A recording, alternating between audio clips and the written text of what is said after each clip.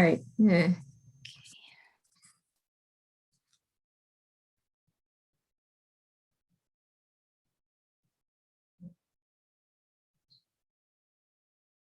Welcome, everyone.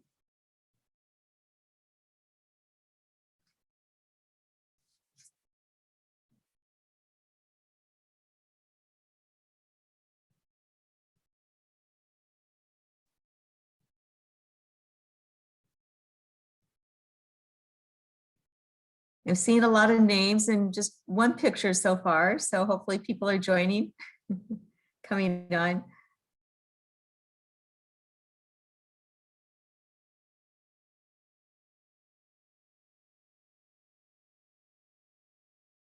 Great to see folks this evening. Some of you had long days, I'm sure, a long day. So we're getting everything in order here before we get started, because we're going to bring up a video here at the beginning. So we'll wait till we get everybody on. The other session was running evidently a little late, so we apologize for not being able to get started right at the. Oh, and I see Bishop Reinhardt. Good to see you. Yes. Hi, Yes. Beth. Good to see you too. Yeah. And I see some other good familiar faces. My good friend Russ Senti, who I just actually spoke with this afternoon. So good to see you, Russ, and great smiling faces around. This is all good.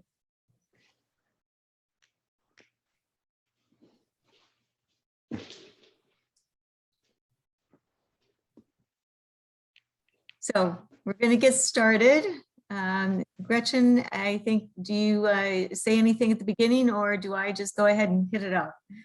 You can go ahead and kick off. Okay, so just greetings, everyone, and thanks for being with us for tonight's session with Lutheran Immigration and Refugee Service. We're going to start off with a video, and then we'll start making some commentary, and I hope this will be an interactive evening tonight. Looking forward to questions, looking forward to some of the ways that we can all work together for justice in this world. So here we go, Transforming the World with LIRS.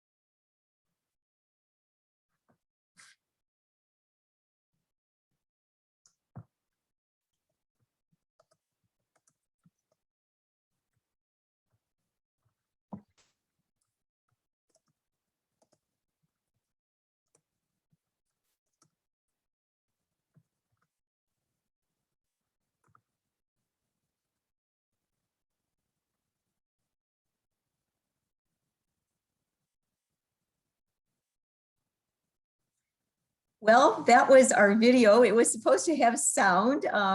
Unfortunately, it didn't come through. So we won't repeat that, but feel free to view that at our YouTube site. It again is a newer video that really sort of encapsulates. But let me first of all introduce myself. I'm Beth Nelson Chase, and I am privileged to serve as the Senior Philanthropic Advisor with Lutheran Immigration Refugee Service. And really, thank you for taking time to be interested in our work and in welcoming the stranger. And that is our theme. It is welcome the stranger, but it's not only just welcoming the stranger, it's the long welcome. It's not only just saying hello at the airport, but or saying hello to families who have been separated, but also ensuring that that long welcome is in place for those families and for those individuals for the long term as they become a part of our American fabric. For those of you who aren't familiar with this, I just want to mention a couple of things. LIRS is the largest faith-based national nonprofit dedicated to immigrants and refugees. And if you saw in the introductory video, we began our work of welcome actually back in 1939. So we're like 82 years old this year. But that was when LIRS was founded during the Second World War to assist the resettlement of primarily Lutherans persecuted by the Nazi regime. That mission quickly expanded, and we have since responded to every major immigration crisis. Some of you are old enough to recall the Cuban refugee airlift and maybe the fall of Saigon. It also, during the time of the ethnic cleansing of the Balkans, and again, welcoming the lost boys and girls of Sudan. We have supported and empowered more than 500,000, 500,000 immigrants since our founding. And we look forward to continuing our legacy of service. So again, in terms of what we have been and where we have been, I'm just interested, and maybe we can just do a little raise of hands or in the chat. How many of you have been part of a congregation that has actually helped resettle a refugee? I'd just be interested to know. Okay, we got 1, 2, all right. Great, great, great. So in the time that we've worked since 1939, our work now today takes a couple of different forms. So we are about reuniting families and caring for unaccompanied children. With our refugee resettlement, it involves everything from picking up refugee families at the airport to assisting them to finding jobs, enrolling their children in school, and taking English classes. We actually provide a wide range of social services at our southern border, including mental and physical health care. Lots of people aren't aware that that's part of what we do for people who have been so traumatized. We also work with advocacy on Capitol Hill and in the states around the United States to promote fair, humane immigration policy. And our outreach alongside faith communities and community leaders to spread the word of welcome and offer opportunities for congregations and local organizations to connect with their refugee and immigrant neighbors. And this work would not be possible without the support of our national network of partner organizations. We actually connect with over 75 affiliates and partners across the country. And today that number is exponentially increasing. And so we'll talk a little bit about that and how that's going. So for those of you who maybe raised your hand about resettling, being a part of a congregation that resettled a refugee, I just maybe in like 1 or 2 minutes, would you care to share what that was like and where that was that you resettled a family? Back in sometime in the 70s, I guess, church I belonged to in Ohio turned an upstairs area that we weren't really using anymore into an apartment for a Vietnamese family. The father was very well educated, had had a professional job before they had to evacuate. The mother came not speaking a word of English. 4 young teenage children spoke some English. And they very quickly got enrolled in schools and got jobs at McDonald's and things like that. The church rounded up the household goods that they needed to turn the area into an apartment, taught the woman English, took her shopping, you know, took the kids to various activities and got them assimilated. Everybody very quickly fell in love with the family. I think they lived in the church for maybe a few months and then were able to settle into their own apartments, and then we moved, so I lost track of what happened after that. Yeah, thanks, Kathy. And that's a very typical story of how individuals and how a congregation really help in all of those ways. Anybody else like to share their story? So that's great. So when we talk about the state of refugee resettlement, where we are today and just a little bit of background here. So LIRS is one of the 9 refugee resettlement organizations in the United States, as recognized by the United Nations High Commission on Refugees and the US federal government. So we are one of 9. We're actually one of 4 of the faith-based organizations, but we are the largest of the faith-based organizations. And as previously mentioned, we are the longest existing. So we have evidently the experience and again, that longevity in sort of taking care of refugees resettlement over the course of time. And just, I think it's important to note that refugee resettlement has long been the hallmark of US policy and infrastructure. Since 1967, the annual number of refugees has been fairly constant, regardless of which political administration was in the White House or Congress, usually at the level of resettling about 85,000 refugees per year. And that's divided among those 9 agencies across the US. The highest level of resettlement activity was actually during the Reagan administration in the 1980s. This level is determined each year at the beginning of the federal fiscal year in October or soon after. And this number is declared by the executive branch of the government. And thus it's called the presidential determination number. So who are the refugees that LIRS and as we resettle in what we call the long welcome? Refugees are seeking safety from war, violence, persecution, and disaster. And oftentimes resettlement is the refugee's last option for safety. The US refugee admissions program is secure. Most refugees who are resettled have been vetted, not just 1, not just 2, but oftentimes 3, 4, 5 years before they're actually allowed to come to the country that they are designated to come to. And so again, that vetting process is very, very important. Something that's happening today and an advocacy place that we are very, very conscious of, and we would ask you to help us advocate in this way, is that right now, as we withdraw troops from Afghanistan, we know that there are many, many Afghanis who have been very, very helpful to us and put their lives at risk, put their families at risk in order for the US forces to actually exist there. These are people that normally have what's called an S1 visa. And these are the people that we have promised that we would take care of. Right now, there are a great number of those Afghan folks that are either in refugee camps and their family members remain in Afghanistan. And we are a strong advocate right now to, again, make sure that the people are given safety and given priority to come. So that's a huge issue for LIRS right now in our advocacy work. And again, the people that normally come through those programs have what they call an S1 visa. So we do know that that program is secure and it's probably more secure than many other kinds of things that in terms of parameters that people have to go through, because vetting includes biometric, biographic checks, interagency intelligence sharing, all kinds of things that are hosted through the Defense Department, State Department, and the National Counterterrorism Center. Plus they have in-person interviews by Homeland Security officers. But a little bit about what do we know about refugees that are resettled, and Kathy, you referred to this in a little bit, that you know that refugees give back to their new communities. They start working as soon as possible. They pay taxes, they start businesses, and become active members of society. The average workforce participation rate of refugees is just really outstanding.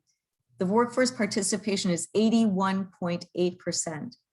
That's compared to a national average of 62%. So refugees are actually outdoing natural born citizens when it comes to their workforce participation. I think another interesting fact is 13% of refugees were entrepreneurs in the last 5 years, compared to just 9% of US born. And this is a really interesting one. 40% of all Fortune 500 companies were founded by refugees, immigrants, or their children. 40% of Fortune 500 companies were founded by refugees, immigrants, or their children. The other thing that I think most people don't recognize is that resettlement is critical to our US foreign policy and to national security objectives. And that's a must, that it has to be a part of our comprehensive strategy in terms of responding to the refugee crises. So resettlement is a complementary tool to humanitarian assistance. It provides a measurable sign of support to host countries. So in the world today, in the chat, I'm just curious, how many refugees do you think the world has right now? If anybody wants to put a guesstimate number in terms of how many refugees exist in the world.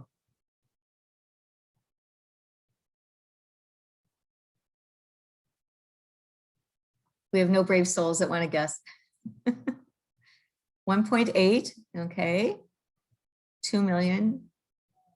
72 million displaced and 24 refugees. Yes. Okay. So Bishop Reinhardt, you've got a little bit of an edge here because you served as our board chair, and that's right. 72 million displaced in terms of where they cannot go back to their country, and 24 million refugees. That number has actually gone up. Given some of the climate change issues that have been taking place over this last year, we now know that there are 80 million refugees awaiting resettlement on the average of 5 to 10 years and over 12 years. Thanks for guessing, everyone. Thank you, thank you, thank you. But again, there are only 37 countries that accept refugees, and those decisions as to where they go, again, is made by the United Nations High Commission on Refugees. They don't get to choose where they get to go. So we have no one better to tell that story than our own president, CEO, Krish O'Meara Vignaraja. And so we've engaged her, and we'd like her to share her story with you all now.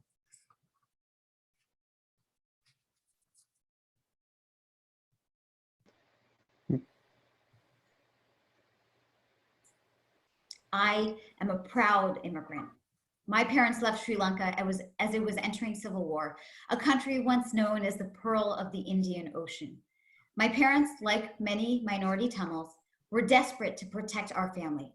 So when my mother's oldest brother left Sri Lanka for America, the hope was that he would help the rest of the family flee.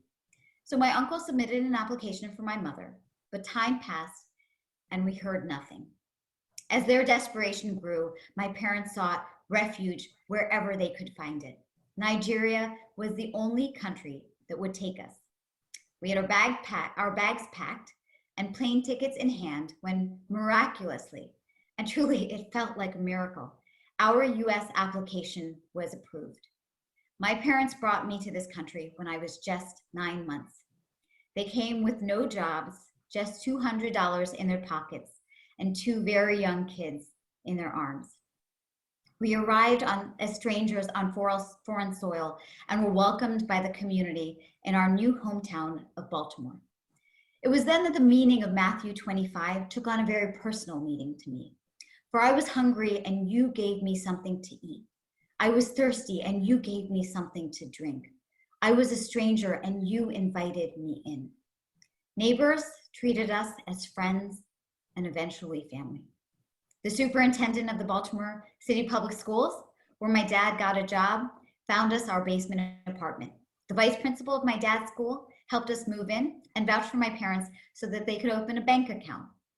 That warm welcome gave my parents the opportunity to plant roots, to become educators, and opened a path for me to stand here, even virtually, before you today. I went from that basement to Yale, to Oxford, and eventually to the White House as policy director for First Lady Michelle Obama. And today, I sit before you as the only female CEO of a refugee resettlement agency. I have a beautiful 3-year-old daughter named Alana. You may have been hearing her screaming just a few moments ago.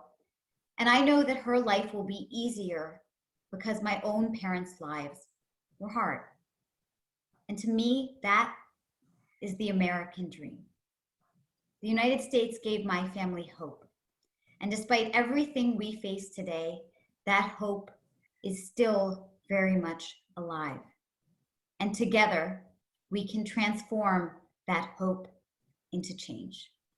Thank you. In the words of our own CEO, Krish O'Meara Vignaraja, who is really a light to LIRS and a light in the world. You may hear her in some of the news media. She's been interviewed recently on NPR. She wrote an op-ed on Mother's Day, which I would draw your attention to. It's in the Baltimore Sun, that talks about what do migrant mothers feel on Mother's Day. Again, Krish is a light in our organization, and we are just very, very proud of her and what she is making possible. And part of that is what we're making possible in, again, just these even last months. But resettlement in the last 4 years took an unprecedented drop, because the last presidential determination of 2020 was at an all-time low of only 15,000 people. So you may have heard that the current administration, through having promised to raise this level to 125,000 people proportionally in 2021 and to full capacity in 2022, issued a statement actually in April to keep the presidential determination only at 15,000. But thanks to faith leaders, and many of you in Texas, to refugee resettlement organizations, to partners across the country, our own Bishop Eaton, and from a bipartisan group of legislators, educational institutions, and small and corporate businesses, this number has now been announced for this year to resettle up to 62,500 refugees across the United States. So that is hopeful news. And last week at LIRS, our new office in Fargo, North Dakota, welcomed a Sudanese mother who had been waiting, along with her two teenage sons, as they had been waiting to join her sister, already a US citizen. This woman had fled her country and home after rebel and government forces had killed her husband. She has raised her two sons in a refugee camp for the last 5 years, awaiting this moment. LIRS staff and her sister and family met them at the airport in Fargo, along those who will assist in shelter, support, and the long welcome for this family. Tears flowed freely as hugs and hope filled the airport waiting area. We don't have a video, we don't have that story other than just in verbal, but I would like you to share in this story. It's another refugee's family story. And this one is, again, from a family that was resettled with their young children not too long ago.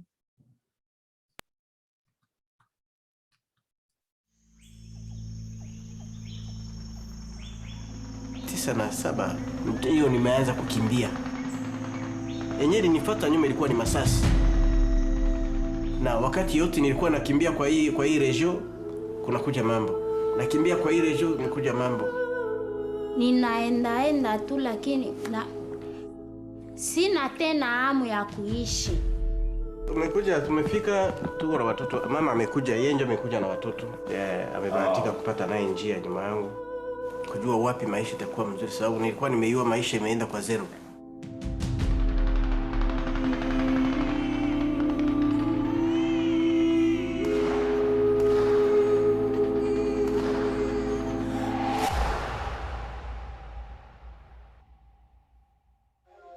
Wakati nimefika hapa Amerika ilikuwa kwa mwaka 2014, na kweli wakati siku hiyo ambayo nimefika nimeona kama ni muujiza kwangu.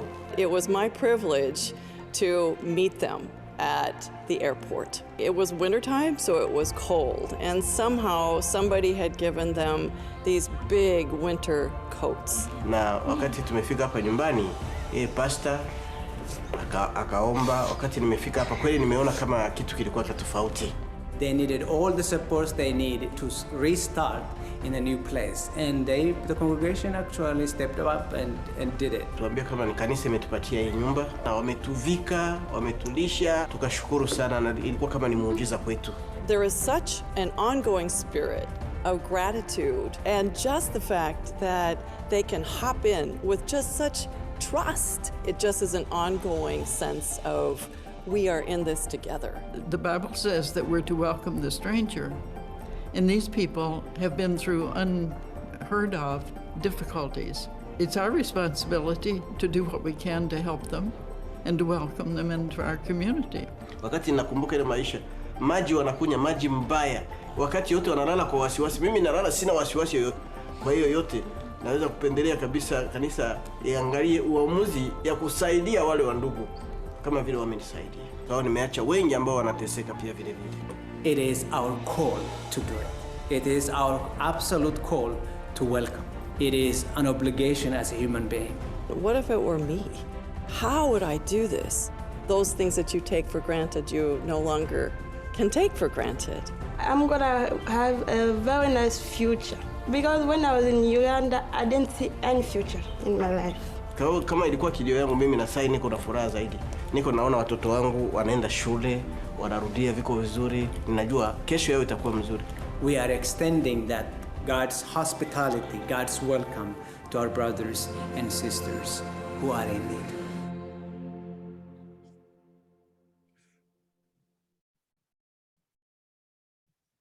A story from a few years ago, but just as poignant today. And as that family continues on, and as those children are now in junior high and a little bit beyond. But I think it again tells the story of the long welcome and the warm welcome for a family from Uganda. So I'd like to turn now from resettlement and refugee resettlement to a little bit of what's happening at the southern border and some of the critical issues that you live very close to. And where is LIRS making it possible for unaccompanied children to be safe, and how maybe you can help today? So begin that, I'm actually going to talk a little bit about another term. It's called unaccompanied refugee minors, which is not the same as unaccompanied children at the border.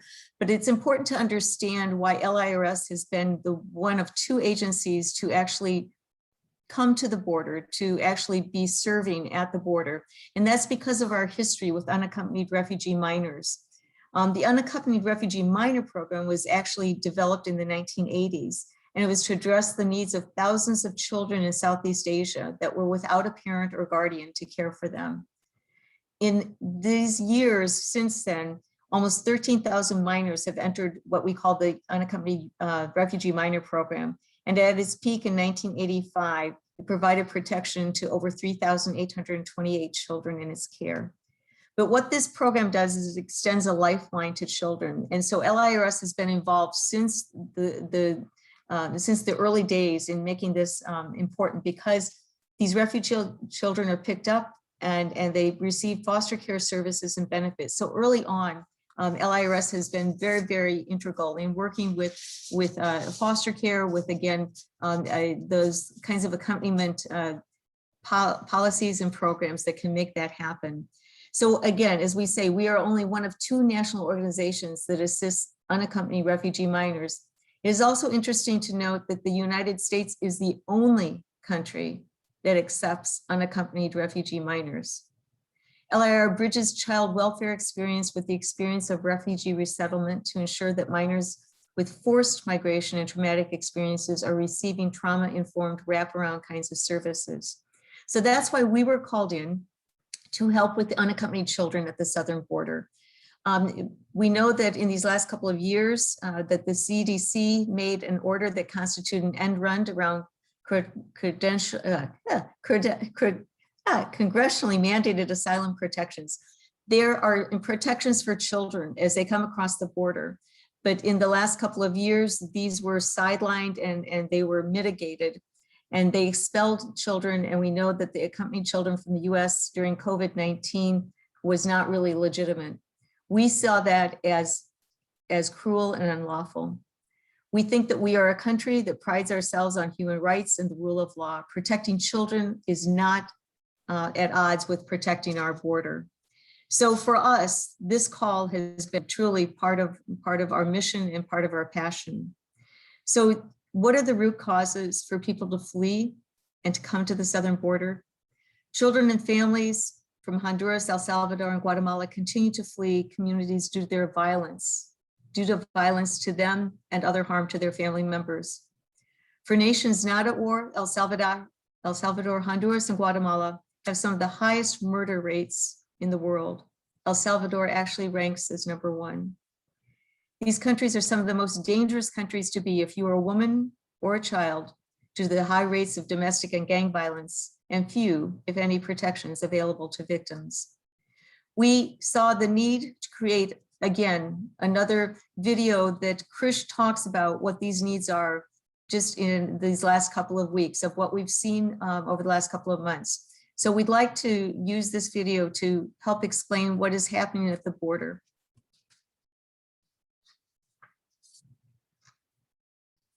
Hi, my name is Krish O'Mara Vignaraja, and I'm President and CEO of Lutheran Immigration and Refugee Service, or LIRS.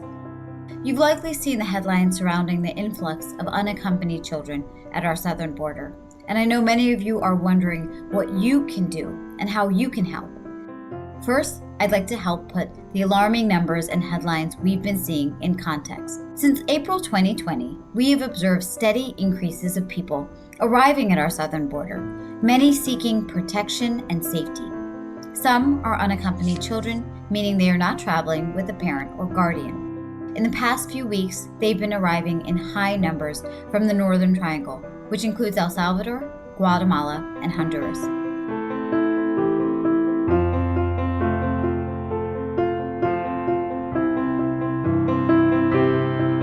Unfortunately, however, several factors have coalesced in 2020 and early 2021 to create an emergency situation requiring children to seek safety outside of their home country.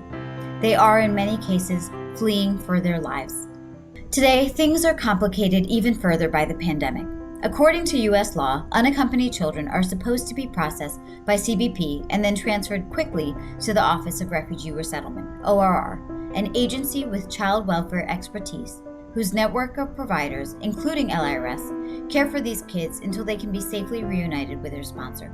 But ORR's capacity, just like so many other places, has been significantly reduced in the last year.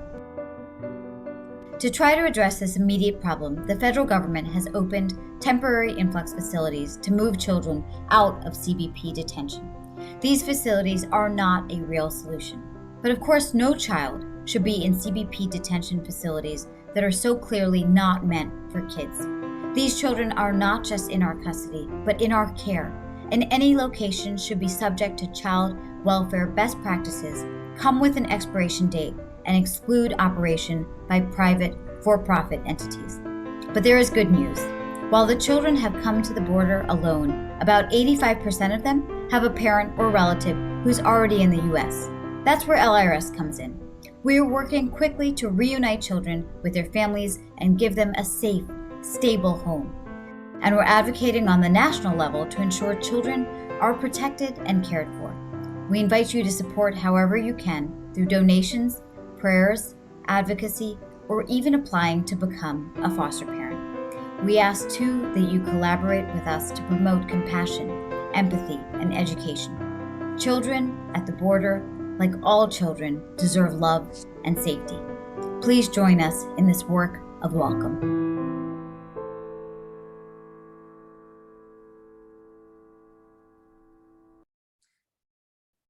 And Russ, you raise a very good question. How does LIRS complement what Lutheran Social Services do in many states? This is where our partnership is so very, very vital with many of the social service organizations, primarily the LSSs around the United States.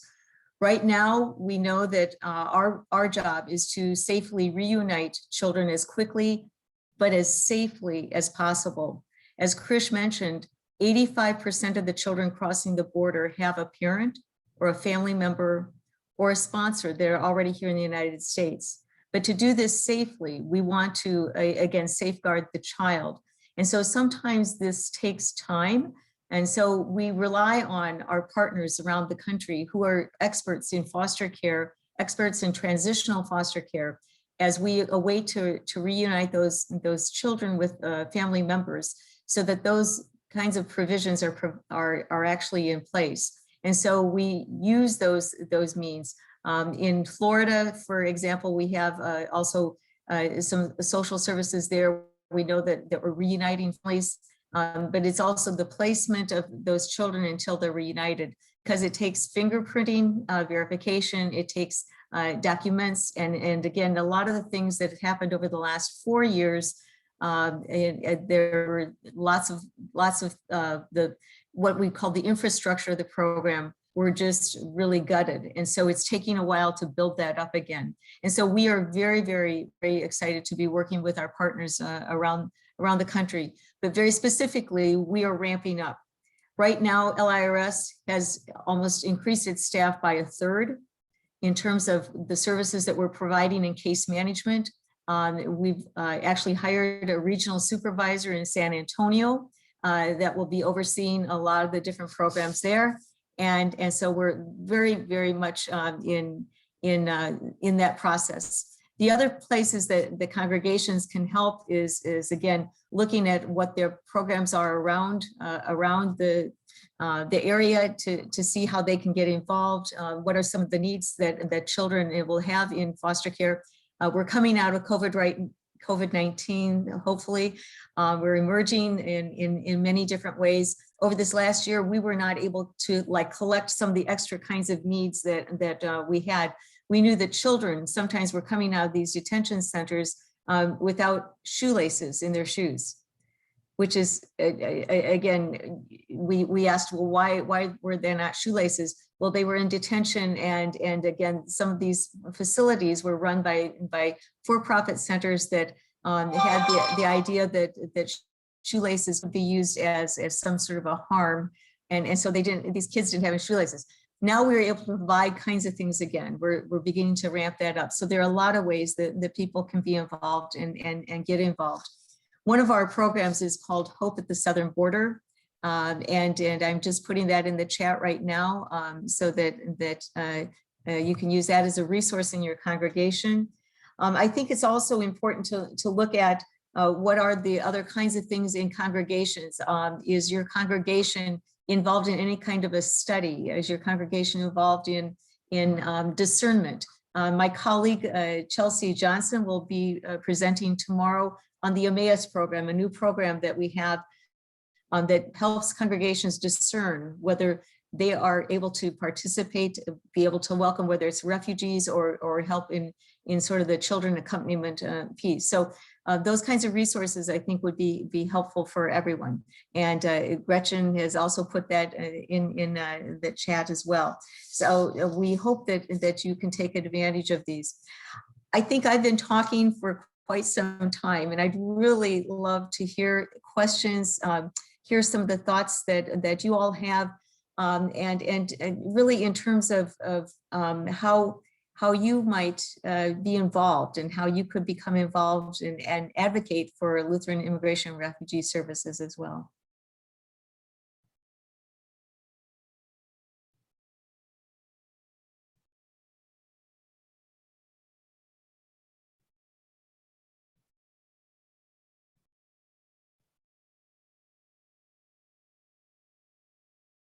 I won't call anyone out, but I really appreciate the ideas that you might have to share, or other questions that you might have of Lutheran Immigration and Refugee Service.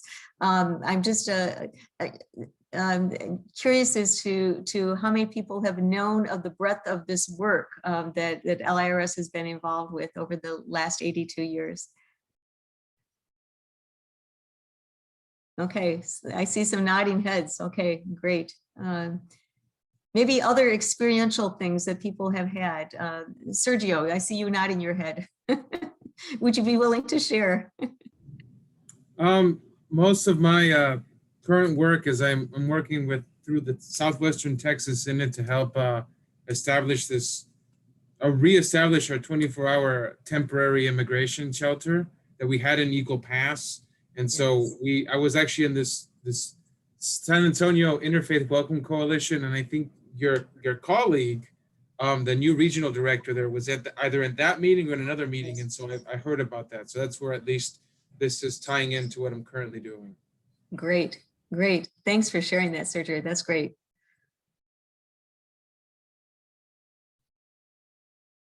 Anyone else or with a question?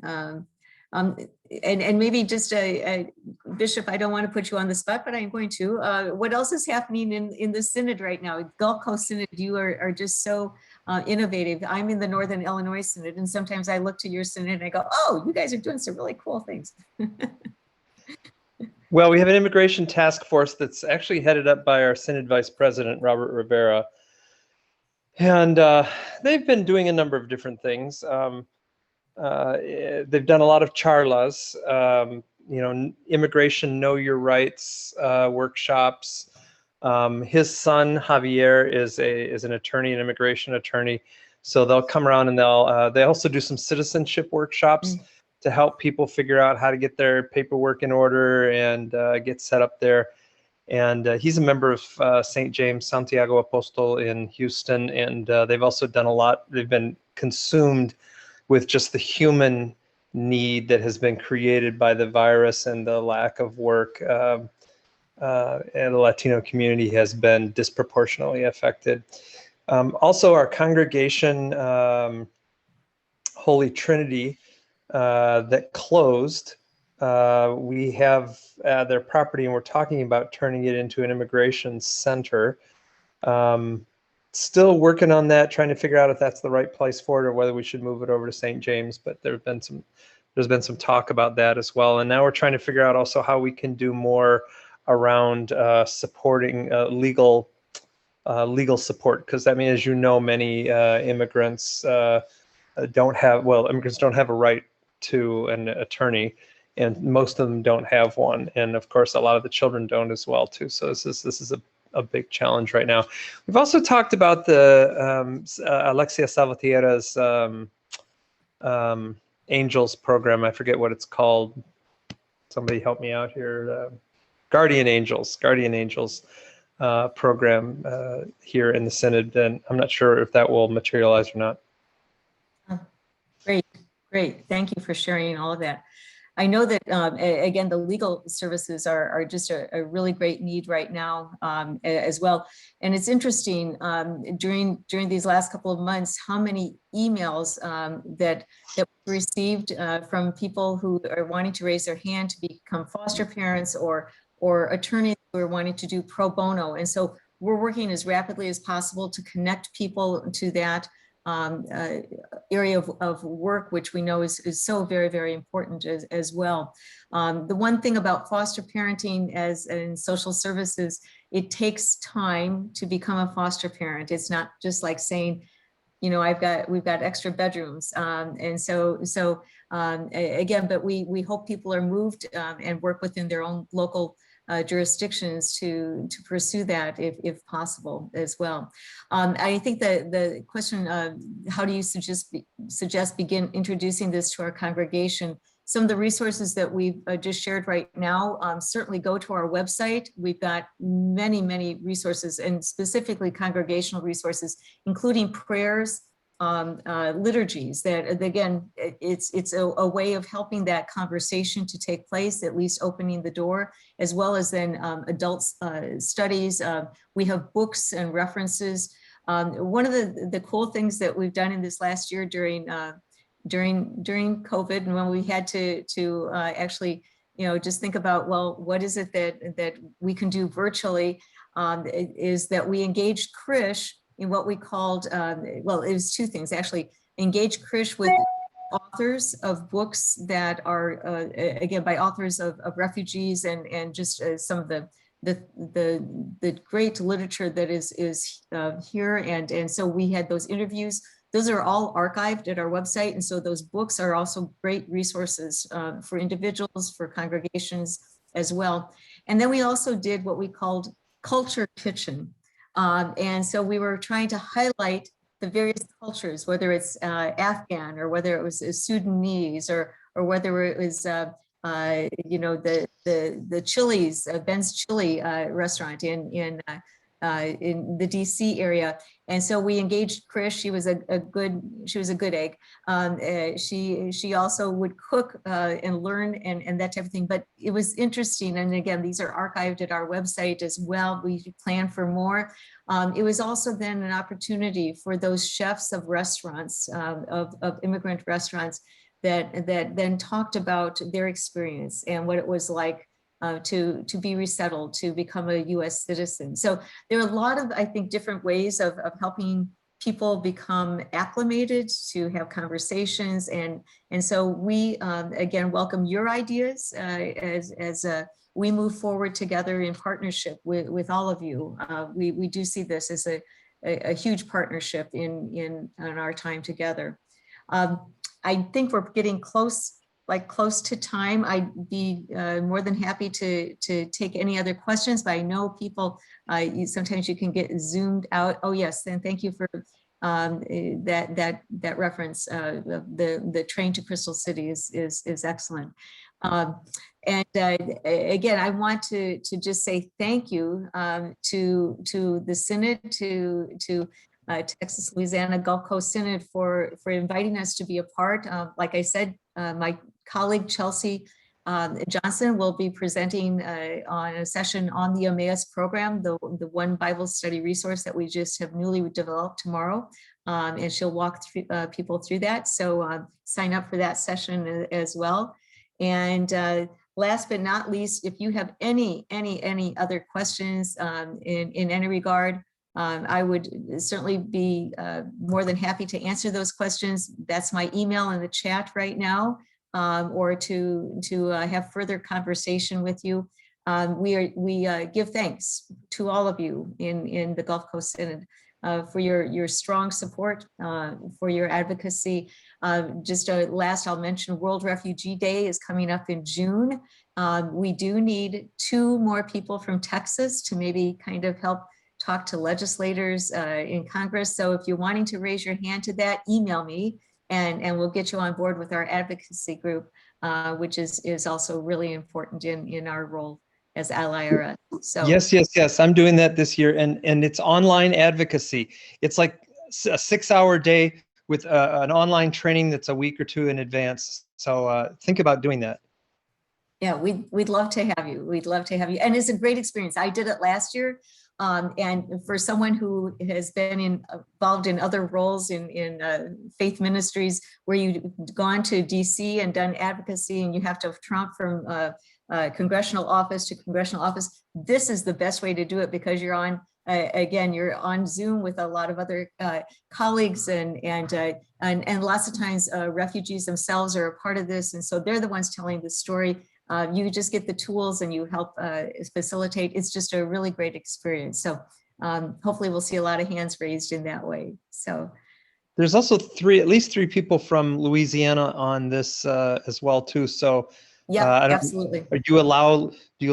Cajuns? Okay. Yeah. We love, yes, yeah. In fact, I think I just got the notice today. We don't have anybody from Louisiana signed up right now. So if you're moved by this, email me and we'll get you the information, the materials, and the training. It's just really a great time. Sandra, Kim, and Larry. Thank you, Bishop. I appreciate that. And coming from an Acadian generation, it's tough to be a family and survive a new community. It's even tougher to be an individual, displaced from your family and from a community of your same language and faith. So it's doubly challenging. And so the call to serve is huge, because each person needs so much. Thanks, Larry. Yep, absolutely. So thank you for taking part this evening. Hope you have a wonderful rest of assembly, and blessings to all of you. And we're partners together. Thank you so very much.